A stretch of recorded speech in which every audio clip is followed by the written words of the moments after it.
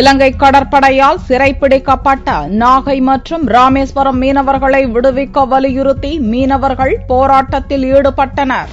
நாகை மற்றும் ராமேஸ்வரத்திலிருந்து கடந்த 26ஆம் தேதி மீன்பிடிக்கச் சென்ற மீனவர்களை கைது செய்த இலங்கை கடற்படை அக்கரைப்பேட்டை மற்றும் கீச்சாங்குப்பத்தைச் சேர்ந்த 40 மீனவர்களை நீதிமன்றத்தில் நிறுத்தி 12ஆம் தேதி வரை சிறையில் அடைத்தது. இதை கண்டிக்கும் விதமாக மீனவர்கள் வேலை நிறுத்த போராட்டத்தில் ஈடுபட்டுள்ளனர். ராமேஸ்வரம் மீனவர்களை விடுவிக்க கோரி கலெக்டர் அலுவலக வளாகத்தில் உள்ள உதவி மீன்துறை இயக்குநர் அலுவலகத்தில் மனு அளித்தவர்கள் கதறி அழுது குமுறியதால் பரபரப்பு நிலவியது.